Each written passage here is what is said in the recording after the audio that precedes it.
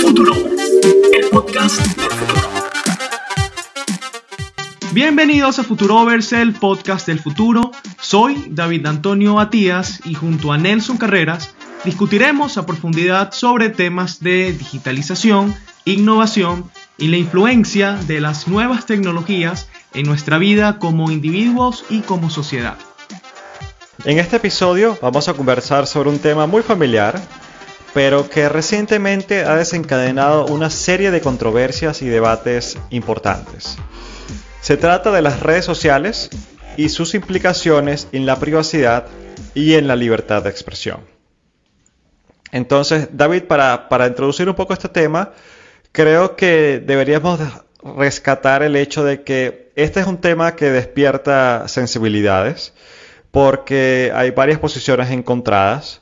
Y aquí, tú y yo en Futurovers lanzamos esta iniciativa sabiendo siempre que queríamos, o nuestra intención es hacer un debate amplio de ideas, sin caer en cámaras de resonancia ni en burbujas como está pasando hoy en día en las redes sociales, sino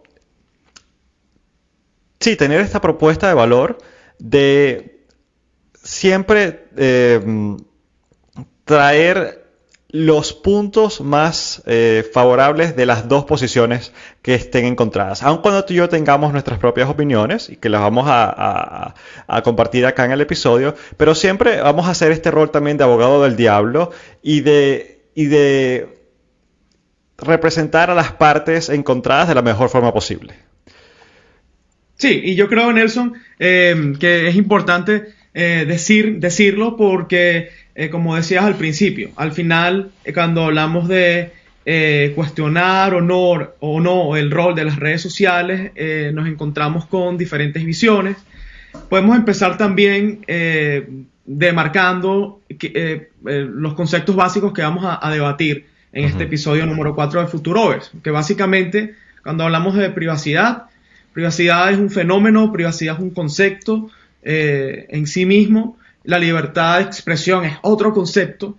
Decidimos hacer un episodio donde vamos a repasar varias cosas curiosas en relación a las plataformas de comunidades virtuales, porque estos dos fenómenos están entrelazados cuando pensamos en plataformas de redes sociales. Y arrancando, Nelson, siempre me gusta de alguna manera dimensionar lo que significa la libertad de expresión para el ser humano, ¿no? Porque muchas veces, quizás, tengo el sesgo de ser periodista y tomármelo bastante en serio, ¿no? Pero la libertad de expresión muchas veces lo vemos como algo ajeno, algo exclusivo justamente a periodistas o a medios de comunicación, etcétera, y que no tiene que ver nada con nosotros como individuos, ¿no?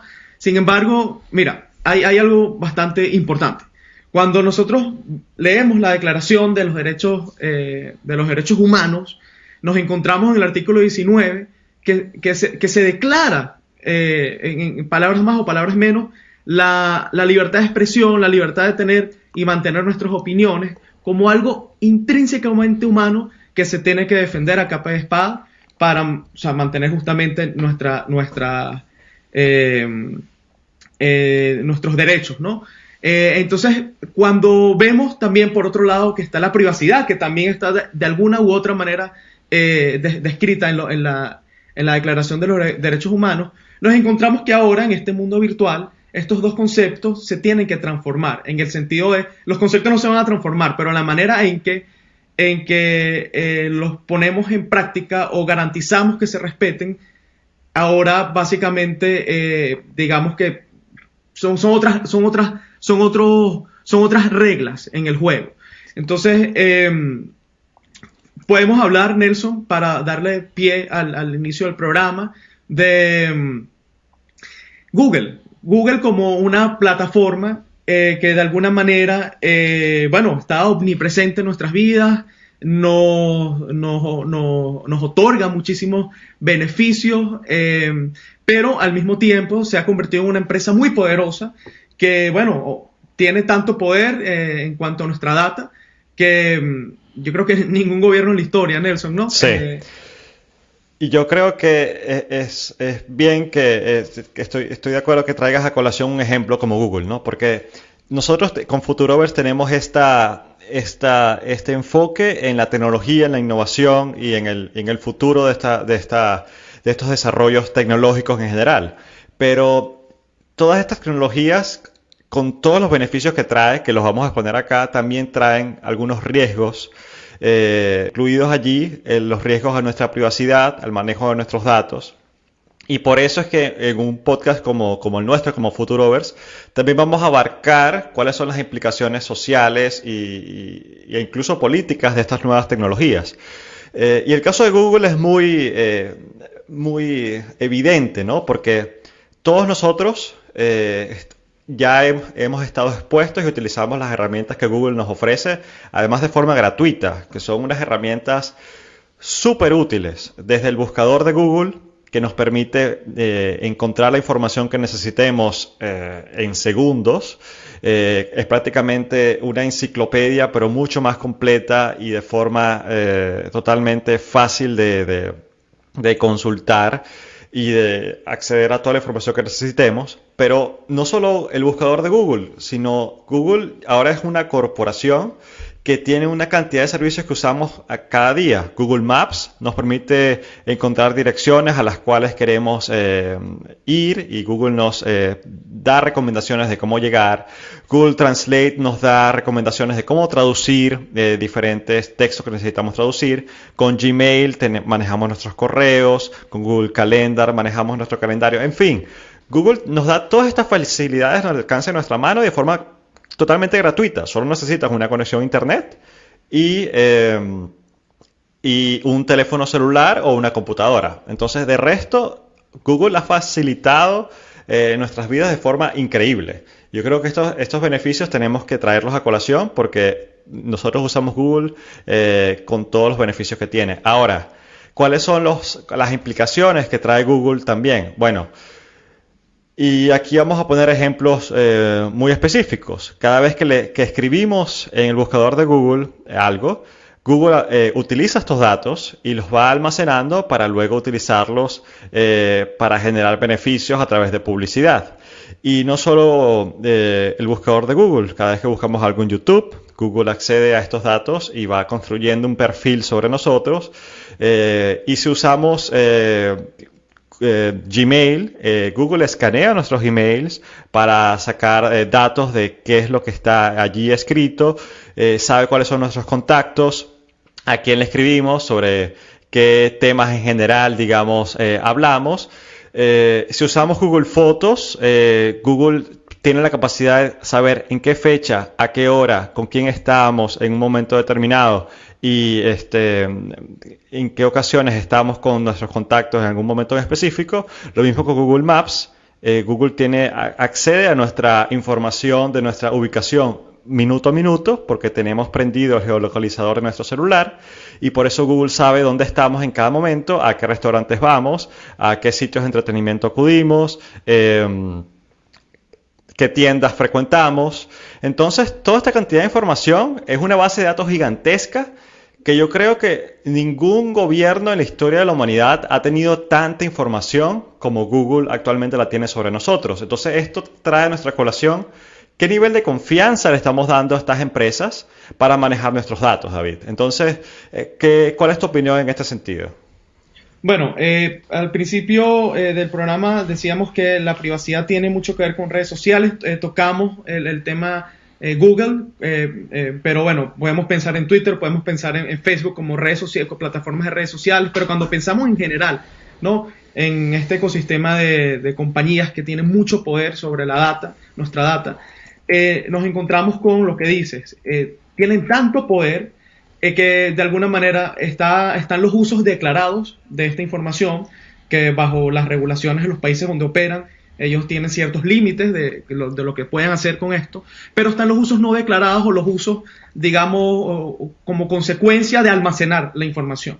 Nos encontramos, por ejemplo, un tema que discutíamos hace rato, Nelson, que es Cambridge Analytica, en este caso Facebook. Hace ya algunos años, no las elecciones pasadas, sino las elecciones de Obama y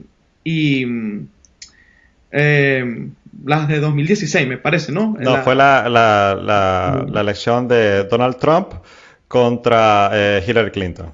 Hillary Clinton, exactamente, exactamente. Bueno, reventó una polémica bastante grande porque hubo una empresa consultora llamada Cambridge Analytica, esto para ponerlo bastante condensado lo que sucedió, que de alguna manera tuvo acceso a una gran cantidad de data de los usuarios de Facebook sin su consentimiento, importante, y de esta manera se pudo lograr, bueno, gracias a la inteligencia artificial, que lo hablamos en el programa anterior, crear perfiles psicológicos de alguna manera, psicométricos, no sabría cuál es el término preciso, de individuos. Y con estos perfiles, luego se diseñaron ciertas piezas publicitarias para tratar de influenciar las opiniones de los votantes en los Estados Unidos y de alguna manera alterar su realidad, porque ese es el poder que hoy en día tienen las redes sociales. Cuando pensamos en que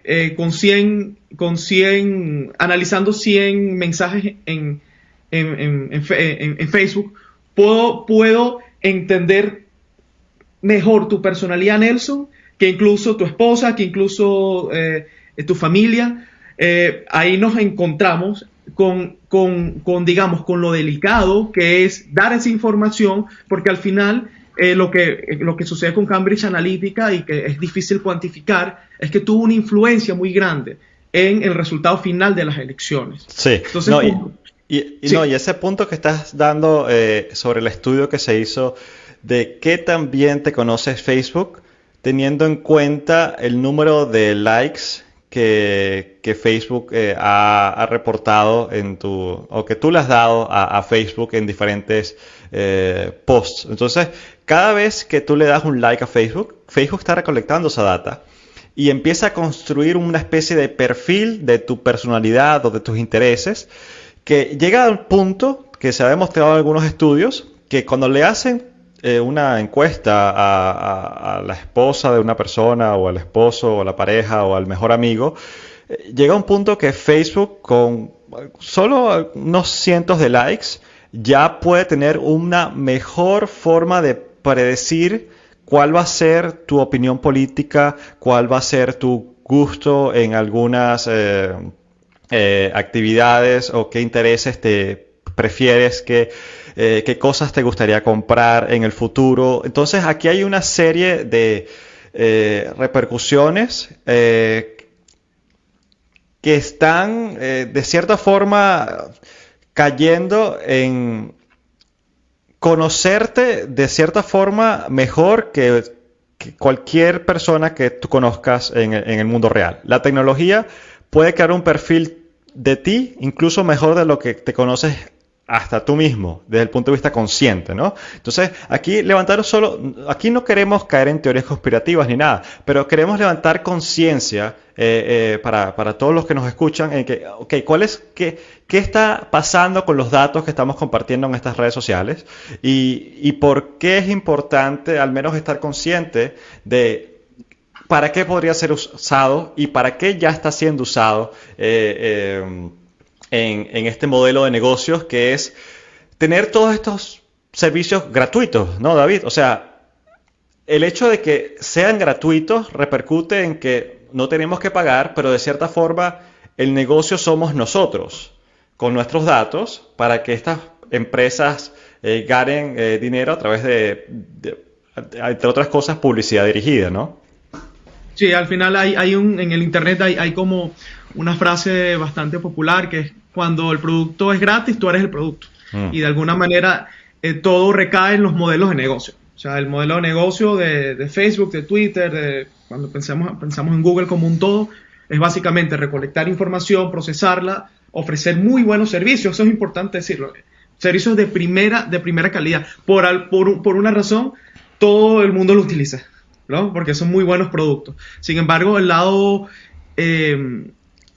riesgoso, el lado negativo, es lo que puede pasar con esa información una vez está recolectada. Entonces, claro, el detalle está justamente que estas compañías también pueden ser víctimas de ataques cibernéticos, ya sea de de naciones no precisamente aliadas, o ya sea por parte bueno, de grupos sofisticados de hackers que de alguna manera se quieran beneficiar de la explotación y de la divulgación de estos datos privados, extorsionar, o sea, se puede pensar en muchas cosas que, bueno, es lo peligroso. Y de este tema, bueno, podemos ir más allá, sin caer en teorías de conspiración, pero sí repasando una novela bastante interesante, una novela corta, pero que ilustra lo que pudiera ser ese futuro distópico en donde el poder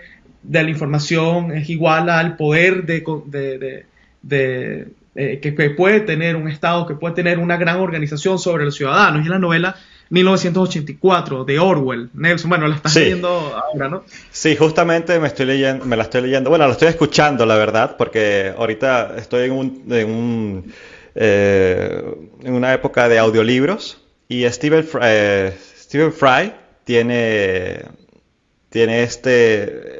esta narración de 1984, bueno, está en inglés, obviamente, pero sí, es un clásico de la literatura moderna, diría yo, George Orwell y 1984, y en esta novela Orwell plantea un futuro distópico donde el Estado tiene control total de todo, prácticamente todo el poder, no solo de los medios de producción y de control, digamos, de la población como un todo, sino que incluye también, obviamente, los medios de comunicación y la manipulación de la realidad a través de la manipulación del lenguaje y de las noticias y de todo formato de información, sea libros, sea periódicos, que obviamente no cae en el punto actual en el que nos encontramos con las redes sociales, pero sí nos ayuda a pensar que, por ejemplo, hoy en día en las redes sociales,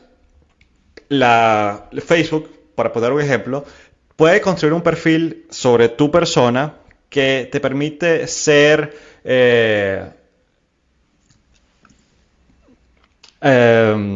no atacado, pero sí, ¿cómo dirías? Ser focalizado, vamos a decirlo así, por una serie de noticias de un sesgo político. Entonces Facebook puede determinar que tú tienes un sesgo liberal o un sesgo conservador y hacer que todas estas noticias de este sesgo sean las que aparezcan en tu feed. Entonces se empiezan a crear estas cámaras de resonancia donde cada persona está leyendo una versión de la realidad distinta. Esto es algo contrario a lo que está pasando en 1984, en la novela, porque en 1984 el Estado, como un todo, gobernaba lo que se podía difundir y lo que no se podía difundir. Aquí lo que está pasando es que es algo que Orwell quizás no pudo predecir, pero es que cada persona está siendo focalizada por una realidad completamente distinta.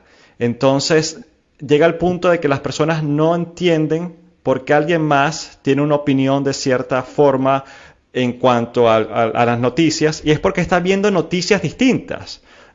Cada día estás leyendo noticias con un sesgo político distinto, o la cantidad de información es tal que obviamente no puedes tener acceso a toda la información en un solo día como una sola persona, pero las repercusiones de eso es que se ha perdido, digamos, esa continuidad o esa realidad compartida como sociedad que para bien o para mal antes era controlada de cierta forma o filtrada por los medios de comunicación tradicional. Hoy en día con el internet todas las personas tenemos acceso a la información, pero al mismo tiempo se crean estas cámaras de resonancia donde ya estamos de cierta forma predispuestos a nuestro propio sesgo de confirmación de nuestra forma de ver la realidad. Entonces, David, no sé cómo ves tú esta relación entre control de la información y personalización ultra focalizada, digámoslo así. Yo veo que lo que esto dispara, hay dos aristas. Uno es el tema de la polarización, que la polarización justamente es un fenómeno que de alguna manera las redes sociales alimentan por esa dinámica que justamente para tener más engagement, para hacer que las personas empleen más tiempo dentro de estas plataformas, porque es parte del modelo de negocio justamente, llevar a las personas, a los usuarios a ser consumidores de estas plataformas. La manera, digamos, más directa de hacerlo es incentivar los debates muchas veces incendiarios. Y esto está relacionado con la polarización. Y la polarización le hace un daño inmenso a las sociedades libres, porque la polarización sencillamente lo que significa es la incapacidad de poder lidiar con opiniones contrarias. Y dejarnos llevar por esa... porque es algo seductivo, ¿no? Si cabe el término, de decir, bueno, si piensas distinto a mí, sencillamente te bloqueo o sencillamente te ataco. Entonces, eso es lo que de alguna manera genera la polarización. Y por otro lado, decías algo importante, Nelson, en el pasado teníamos a los medios de comunicación como un cuarto poder, como se le decía, de alguna manera un generador de opinión pública muy importante. Y ahora tenemos a las plataformas de redes sociales. Y en el medio tenemos a los gobiernos que no saben muy bien o están explorando fórmulas para regularlas. Sí es la respuesta, que eso también es parte del debate. Y allí es cuando caemos en la idea o la pregunta de, ¿estamos ante un vacío de poder en el sentido de quién es el juez? Las redes sociales han asumido un rol de juez de facto sin que nadie se los haya otorgado. Otra pregunta, Nelson. ¿Son las redes sociales simplemente empresas o deberíamos ver a las redes sociales como una especie, o sea, tienen una responsabilidad social más allá de su rol empresarial? Esa es una de las preguntas que están al debate, digamos, desde el punto de vista regulatorio, ¿no? Porque hasta el momento podremos ver a las redes sociales las redes sociales se han querido presentar a sí mismas como una especie de canal donde las personas pueden tener conversaciones libres. Entonces aquí la metáfora que se ha usado es una línea telefónica. Entonces, si una línea telefónica conecta a dos personas hablando por teléfono y las personas que están hablando por teléfono dicen cosas que no deberían decir, que atentan contra las libertades de otras personas o propician la violencia, la empresa telefónica no tiene responsabilidad sobre lo que las personas están diciendo en ese momento. Es solo el canal. Ahora, cuando hablamos en el otro caso de un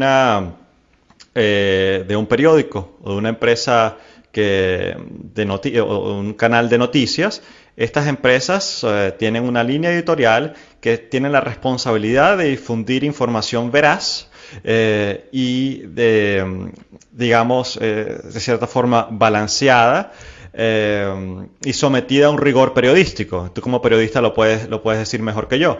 Ahora, el debate actual es si las redes sociales se parecen más a una empresa telefónica o se parecen más a un periódico. Entonces, ¿qué nivel de responsabilidad tiene Facebook o Google de lo que las personas que usan estas plataformas dicen o comentan o comparten en estas redes sociales? Entonces, ¿debería tener Facebook la capacidad de bloquear a alguna persona por decir algo que va en contra de sus políticas de privacidad?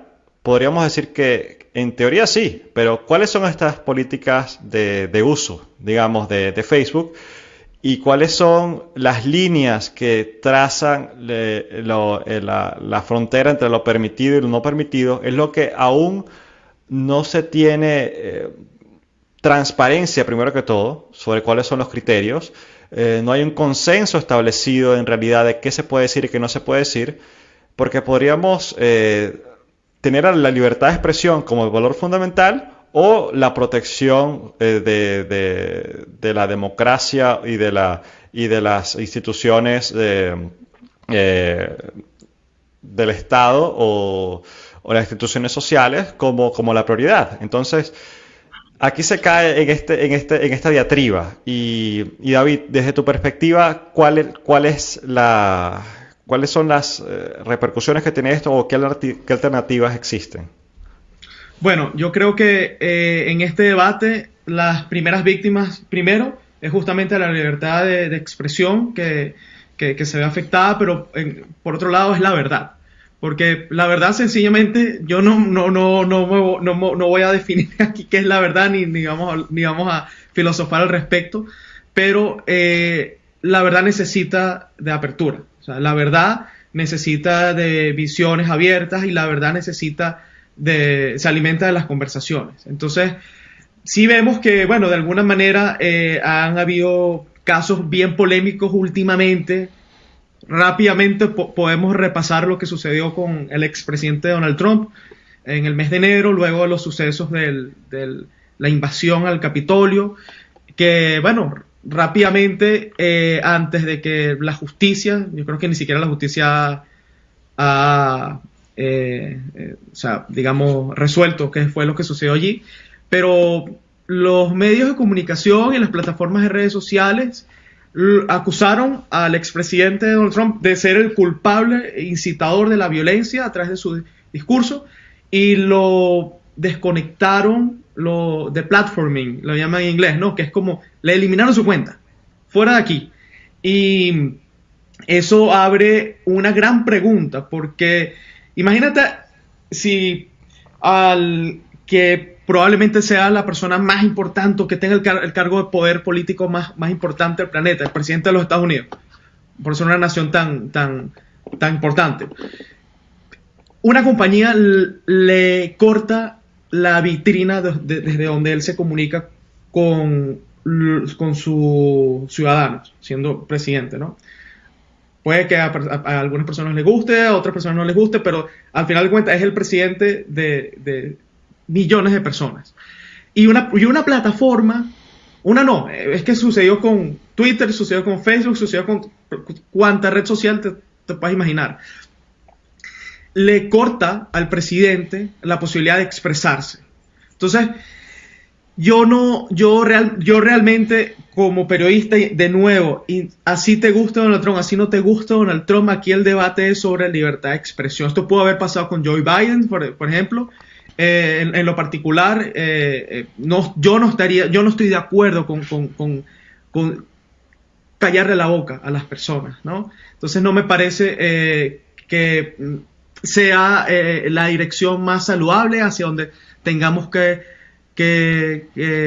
caminar o enrumbarnos como sociedad. Y está el tema que, bueno, esta visión la comparten personajes importantes y de diversos puntos de vista ideológicos, Nelson.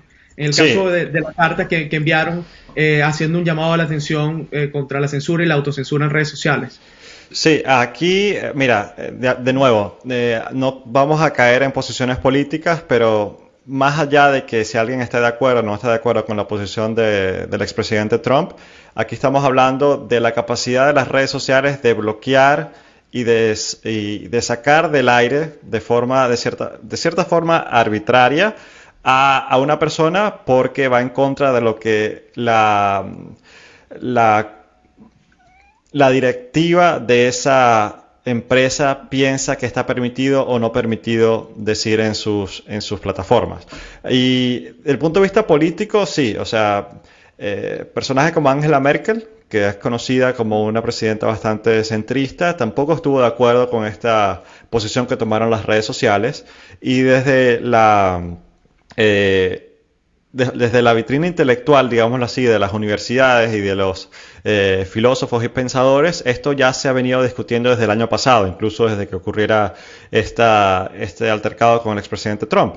Personajes como J.K. Rowling, la autora de la saga de Harry Potter, Noam Chomsky, que es un filósofo muy reconocido incluso en los círculos de la izquierda política, psicólogos de la talla de Steven Pinker, se unieron en este llamado a la defensa de la libertad de expresión y al rechazo a este deplatforming y este boicot que existe en las redes sociales por esta polarización que ha aumentado de forma radical en los últimos años. Y estos tipos de movimientos, desde mi punto de vista, y aquí estoy dando mi opinión, son importantes para traer sobre la mesa la relación que existe entre las redes sociales que utilizamos día a día y la libertad de expresión. Porque sí están sobre la mesa estas libertades en unas plataformas que cada vez usamos más y más para consumir noticias, para expresar nuestras opiniones, nuestros puntos de vista y para crear comunidad. Y cada vez que existen estos conglomerados y estos acuerdos bastante arbitrarios entre no una plataforma, sino una serie de plataformas, donde Facebook, Twitter, YouTube, incluso Amazon se pone de acuerdo para tumbar sus servidores a la aplicación Parler, que en su momento surgió como una alternativa a Twitter, nos traen más preguntas y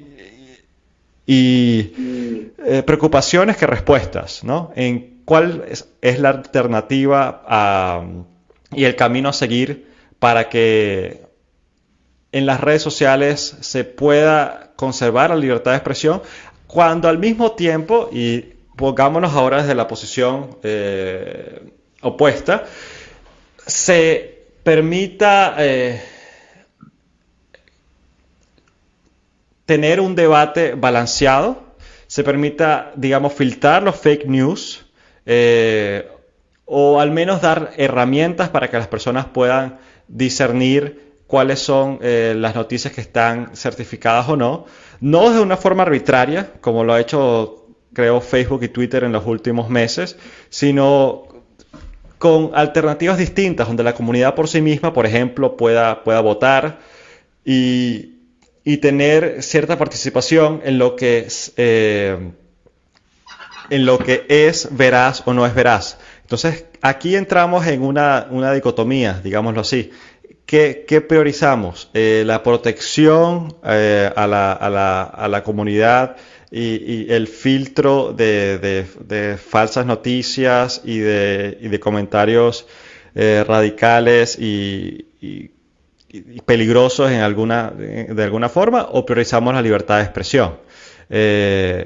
Y estos debates, al menos en el punto de vista legislativo, están abiertos.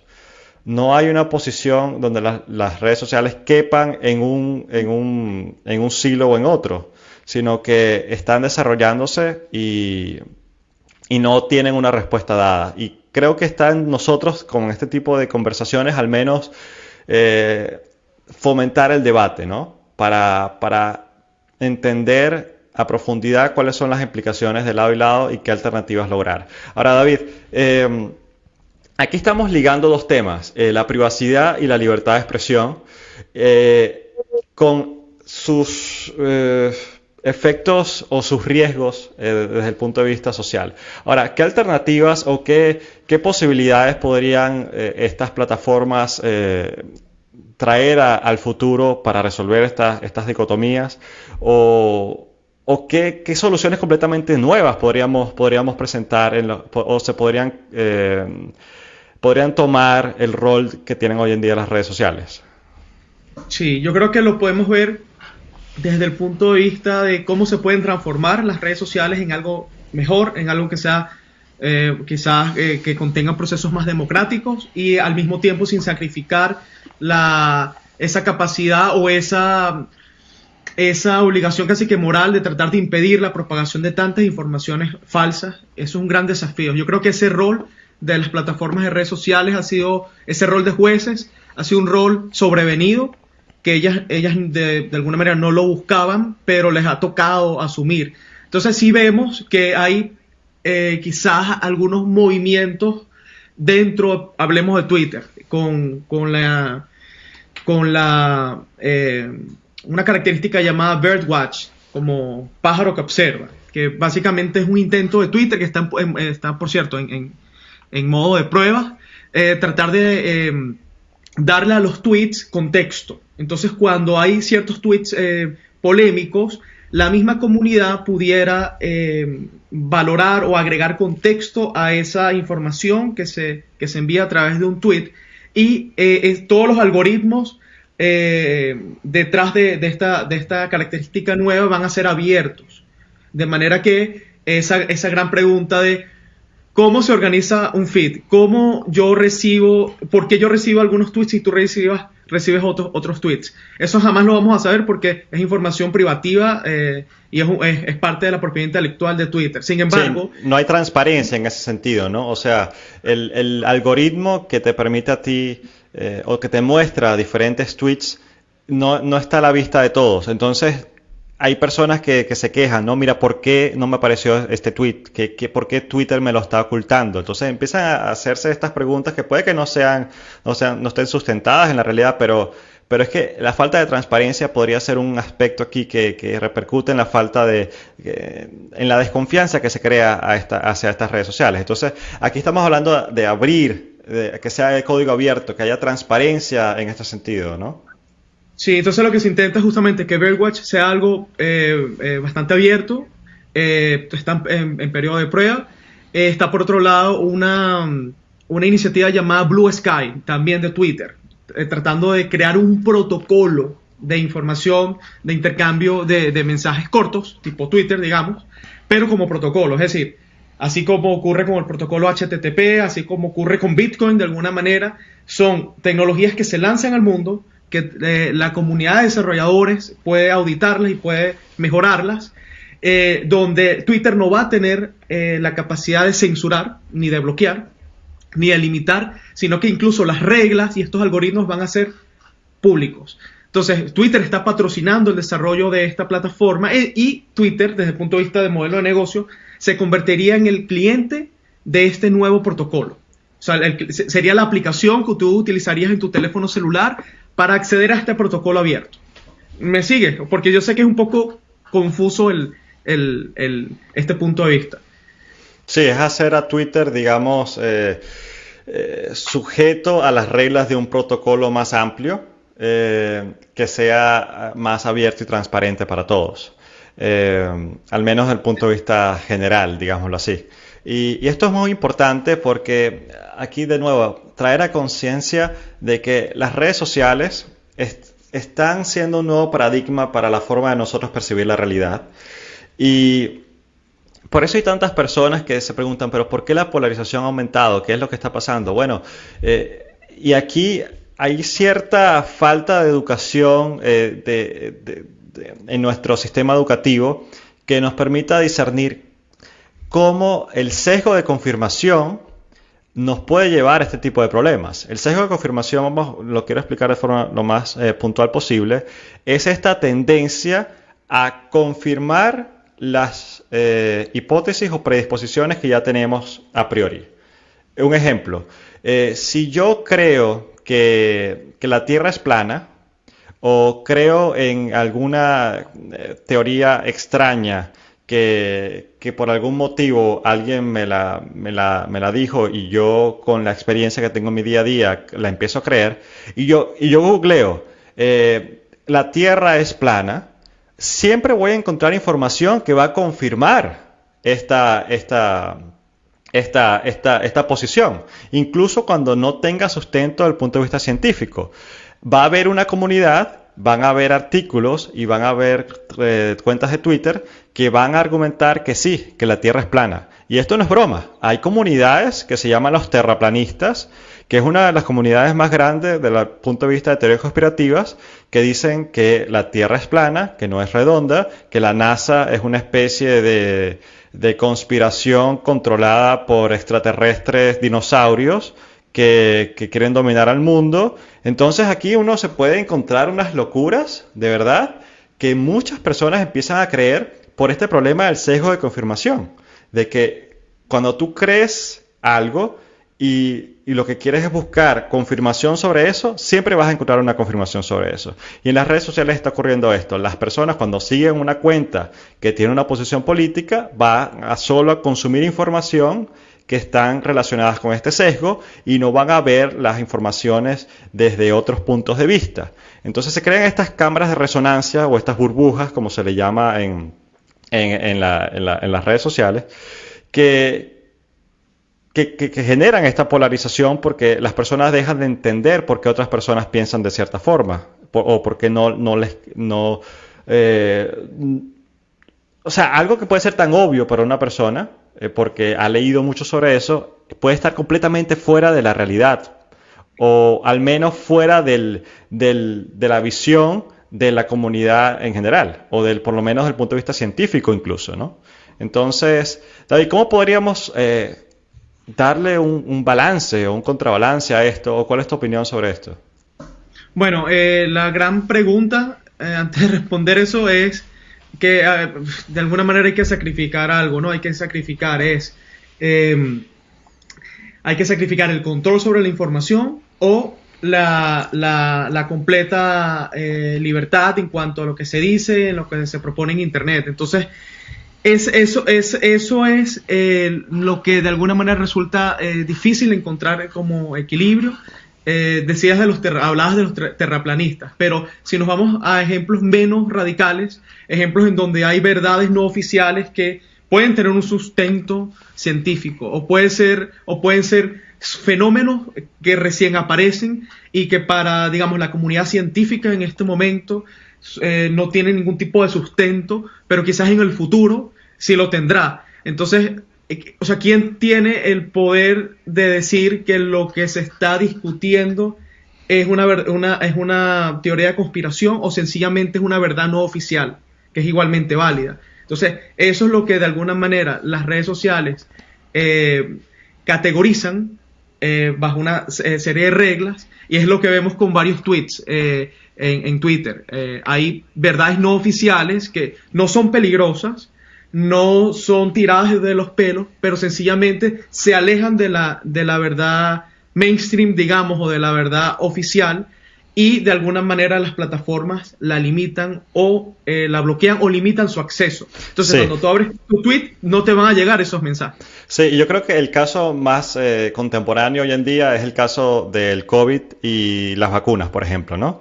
No vamos a meternos de lleno en este tema, pero el hecho de que las plataformas bloqueen o censuren información que diga que estas vacunas son peligrosas o que tienen efectos secundarios que no tienen nada que ver con la evidencia científica, es una línea difícil, ¿no? Porque yo por lo menos estaría de acuerdo en que esta información no tenga la plataforma que tenga una información científicamente comprobada, donde las vacunas se demuestra cuáles son sus efectos secundarios, pero se demuestra que los efectos secundarios están muy por debajo de los beneficios que trae.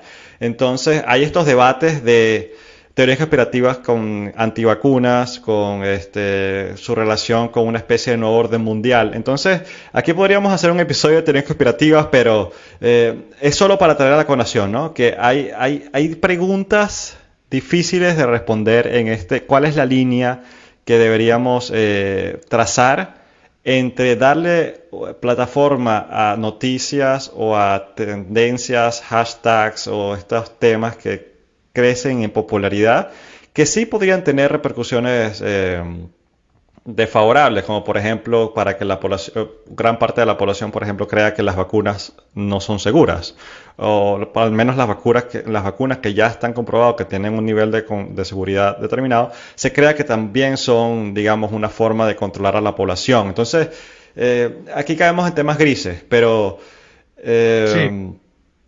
yo creo que... Sí, perdona que te ataje, pero yo creo que del lado de las plataformas de redes sociales lo que queda es quizá darle más posibilidad a las personas que autorregulen el debate, tratar de ir quizá cediendo un poco el control que tiene la empresa como tal. Eso va a ser bueno para ellos, porque se van a quitar un peso de encima muy grande. Eso va a ser bueno para los usuarios, porque vas a descentralizar el poder de regular el debate. Eso es una cosa. Por otro lado, tenemos también las aplicaciones descentralizadas, o esa idea de volver a los cimientos del Internet, volver a todo ese espíritu que motivó a la creación del Internet como una tecnología neutral, abierta, internacional y no censurable, que sirva básicamente de interconexión de toda la humanidad. Eso es lo que es el Internet. En el Internet, en sus épocas más primitivas, lo que se decía, ¿no?, en el mainstream de alguna manera es que iba a ser un nido de criminales. El Internet, imagínate, eso va a ser una cosa de depravados. y realmente nos vamos al año 2021, el Internet ha sido básicamente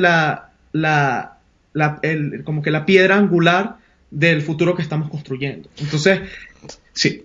Sí, David, y yo creo que esto es muy importante que al menos lo introduzcas un poco más a fondo, porque vamos a dar un ejemplo. ¿Cuál es la diferencia entre una app centralizada y una app descentralizada? Por ejemplo, las apps de geolocalización que se están usando hoy en día para el COVID, ¿no? Que es un tema bastante álgido, donde las personas, aquí se podría hacer un balance, ok, ¿qué es más importante? ¿Tu privacidad o la sanidad pública y el control de la pandemia? Entonces hay países como Corea del Sur, como varios países en Asia, que tomaron unas medidas muy, muy rápidas de hacer una localización de las personas, invadiendo de cierta forma su privacidad, cosas que no se permitieron acá en Europa o en países como los Estados Unidos, donde la privacidad es mucho más importante, o al menos tuvo mucho más retraso, se tomó mucho más tiempo debatir, llegar a este tipo de soluciones, porque hay una tendencia a respetar la privacidad. Ahora, el problema es que estas aplicaciones son centralizadas y los datos lo controla un intermediario, que podría ser una empresa privada o podría ser una aplicación del Estado. Entonces le estaríamos dando una cantidad de información muy delicada, muy personal a los estados, cosa que se podría debatir que ya en cierta forma lo estamos haciendo con redes sociales. Ahora, ¿cómo cambia el paradigma una red descentralizada? ¿Cuál es el cambio que le brinda a esta relación entre consumidor o usuario y empresa central que maneja la aplicación? Sí, cuando pensamos en aplicaciones descentralizadas, nos vamos, por ejemplo, a aquellas aplicaciones en donde la información y la posibilidad de ejercer control no recae sobre un individuo, sobre una entidad, sobre una empresa, sobre un gobierno particular, sino que está la arquitectura, digamos, de esa aplicación, permite que se disperse la información de tal manera que no hayan puntos en donde digamos, de forma arbitraria, una entidad tenga la posibilidad de bloquear la información. Entonces, por ejemplo, podemos hablar, Nelson, de aplicaciones basadas en blockchain, porque blockchain es una tecnología que permite este tipo de usos. Redes sociales basadas en blockchain, en donde esto que sucede con Twitter, por ejemplo, no sucede en estas aplicaciones. Podemos pensar también en no solamente redes sociales, también si nos vamos quizás un poquito más allá, usos de dinero virtual, en donde de alguna manera bajo estos principios de descentralización, las personas de forma libre pueden intercambiar valor. Y aquí está lo que en algunos casos es un falso dilema entre sacrificar privacidad en pro de tener más efectividad, como ocurrió con lo que decías de las aplicaciones de tracking del COVID. Entonces, los avances en las tecnologías de encriptación hoy en día permiten hacer aplicaciones efectivas, súper, digamos, amigables para el usuario, cada vez económicamente más rentables, pero que le permiten al usuario tener control sobre su información e incluso monetizar, tener la posibilidad de decir, ok, yo le voy a dar a esta aplicación descentralizada mi ubicación, pero por dar mi ubicación, para que esa aplicación cada vez sea mejor, yo voy a recibir de esa aplicación descentralizada un beneficio económico. Y yo creo que esa es una de las direcciones o de las realidades alternativas hacia donde vamos. Sí, yo creo que esto tiene que ver con cambiar la concepción o la relación de las personas con sus datos, porque actualmente vemos a nuestros datos como algo que no es monetizable, o al menos no tenemos el control sobre ellos, porque lo entregamos de forma prácticamente indiscriminada a Facebook y a Google y a estas plataformas, a cambio de servicios gratuitos. Ese es digamos, podemos argumentar que es un gran beneficio, ¿no? De tener acceso a todas estas plataformas, a todos estos servicios de forma completamente gratuita. Ahora, el contrapunto que estamos colocando acá, o el riesgo que estamos evidenciando, es que ello conlleva una serie de amenazas a nuestra seguridad personal, también a la sociedad desde el punto de vista de la polarización, y a todos estos efectos secundarios que conllevaría. Ahora, una alternativa es ¿cómo cambiar esta relación con nuestros datos? Bueno, hay algunas también propuestas desde el punto de vista legislativo de permitir la retención de nuestros datos y solo compartirlo a cambio de una monetización que sea mucho más clara y mucho más transparente. Por ejemplo, cada vez que Google o Facebook quiera utilizar nuestros datos para ciertos fines, nosotros tendríamos que aprobar de forma punto por punto, ¿no? Ello representaría ceder nuestros datos a cambio de cierto beneficio económico. Es darnos la propiedad de nuestros datos para utilizarlos o no de la forma como nosotros consideremos mejor, porque aquí también caemos en la libertad personal. Yo puedo tener una resistencia o una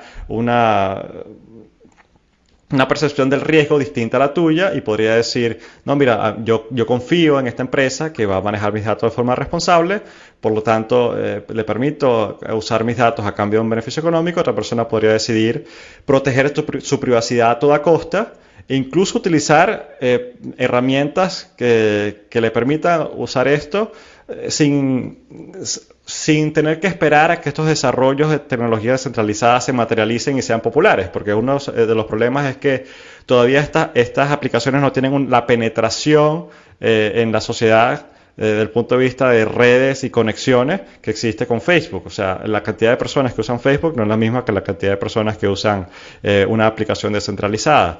Entonces, por ejemplo, David, podríamos hablar de VPNs, podríamos hablar de navegadores seguros como Tor. Entonces, ¿cuáles podrían ser los posibles beneficios de utilizar estas herramientas para digamos, proteger nuestra privacidad? Bueno, hay un sitio web que me gustaría recomendar que se llama privacytools.io o herramientas de privacidad. Sería su traducción en español. De hecho, está en español el sitio, es en inglés, español y muchísimos otros idiomas, que han hecho un esfuerzo muy grande para educar al usuario promedio sobre las herramientas específicas en cuanto a redes sociales, plataformas, programas, alternativas a servicios como Google, alternativas a servicios de redes sociales, y de alguna manera también educan al usuario para entender por qué la privacidad es importante. Mucha gente cuando piensa en privacidad vincula esto con hechos delictivos, ¿no? Es decir, yo no tengo nada que esconder, yo soy una persona limpia desde el punto de vista de mi comportamiento, de mi buen comportamiento, por lo tanto no tengo nada que esconder. Sin embargo, aquí es cuando nos hacemos una gran pregunta. Una de las cosas que nos hace realmente humanos es poder decidir qué decimos, qué no decimos, cómo nos comportamos, tener la capacidad de decidir. Y imagínate si tú tienes las persianas de tu casa cerradas, tienes una cena con tu familia, haces un comentario bastante personal porque estás en un lugar seguro, y luego de alguna manera tú tampoco le das tu clave de correo electrónico a nadie, no porque no tengas nada que esconder, o sea, algo malo que hiciste que quieres esconder, es porque sencillamente es algo muy humano de tener una reserva en todo momento. Entonces, la privacidad se ha convertido en un tema de conversación muy importante en los últimos años, porque en la era digital se está redefiniendo las maneras en que nosotros dibujamos esas fronteras entre lo que es la revelación absoluta de nuestro pensamiento. ¿Por qué? Porque era impensable hace 20 años que con 100 mensajes de Facebook una compañía iba a tener la capacidad tan precisa de afectar mi comportamiento, de influenciarme, y ahora, ya que eso es una realidad, tenemos que tomar medidas sobre la data. Entonces, yo invito a los usuarios que revisen esta página web. De verdad es bastante buena, es muy... está bien ilustrada, se llama privacytools.io. Perfecto. Sí, yo creo que para el episodio de hoy no nos da tiempo a abarcarlas una a una. Yo creo que podría ser material para un próximo episodio. Y David, bueno, este episodio fue bastante serio, bastante intelectual, bastante filosófico en comparación a nuestro episodio anterior, ¿no? De las NFT, donde es un tema mucho más, ligero, de cierta forma. Pero yo creo que este tipo de episodios también podrían ser interesantes para todos ustedes que nos escuchan, de concientizar también cuáles son los beneficios y los riesgos de utilizar tecnologías digitales en nuestro día a día y entender un poco más a profundidad cómo podemos protegernos de algunos de sus problemas y también contribuir en algunas soluciones. Y por eso, tanto David como yo queremos fomentar este tipo de conversaciones, dar recomendaciones con herramientas, con aplicaciones que son alternativas y sin demonizar a ninguna de estas tecnologías, porque al final de cuentas son plataformas que nos han dado muchísimos beneficios, que las usamos día a día y que nos permiten tener un mundo mucho más interconectado y mucho más informado, podríamos ponerlo entre comillas, pero con mucho más acceso a data que no era posible anteriormente. Entonces, David, si quieres con esto podemos cerrar este episodio y ¿tienes algún comentario final? No, bueno, yo diría, concuerdo contigo, creo que esto da para muchísimo más. Nos pusimos un poco serios en este episodio 4 de Futurovers, pero es porque es un tema que nos lo tomamos muy en serio, particularmente. Tenemos nuestras posiciones y por lo tanto igual intentamos ser lo más abierto posible. Bueno, sí me gustaría decir que estamos ya en Google Podcast también. Ya no solamente es Spotify ni Apple Podcast, sino también Google y Anchor.fm. Desde el navegador nos puedes escuchar. Estos son programas que sacamos todas las semanas. Todas las semanas publicamos Futurovers los días martes en las mañanas europeas. ¿Es así, Nelson? ¿Correcto? Sí. Okay. Sí. Las mañanas en América Latina es la madrugada acá en Europa. De cierta forma que los martes ya vamos, como comentamos en el episodio anterior, vamos a hacer un podcast semanal. Los martes en la mañana nos pueden escuchar en las distintas plataformas de podcast. También tenemos una página web que es futurovers.com, donde puede tener acceso a nuestro Linktree, que en pocas palabras es un vínculo a todas nuestras plataformas de podcast, o también si no tienes una aplicación nos puedes escuchar directamente desde la página web a través de Anchor, como comentó David justo ahora. Entonces sí, te invitamos si no has escuchado nuestros episodios anteriores, puedes echarle un ojo. Ya hablamos sobre Bitcoin, también hablamos sobre inteligencia artificial, que tiene un poco que ver con estos modelos de las redes sociales y la forma en que generan este tipo de modelos de intereses. Entonces, sí, te invitamos a seguirnos y a escucharnos en nuestros próximos episodios. Y David, siempre un placer hablar contigo y nos vemos el próximo martes. Sí, nos vemos el próximo martes. Muchísimas gracias, Nelson. Y recuerda suscribirte en las plataformas de podcast desde donde nos escuchas. Muchísimas gracias. Gracias por escuchar este episodio de Futurovers. Puedes seguirnos en Twitter e Instagram a través de @Futurovers. Si te gustó nuestro contenido, síguenos en Spotify, danos 5 estrellas en Apple Podcast o suscríbete a nuestro canal en tu plataforma de podcast preferida. Si deseas que conversemos sobre un tema en especial, déjanos tus comentarios y lo consideraremos para un próximo episodio. Hasta la próxima.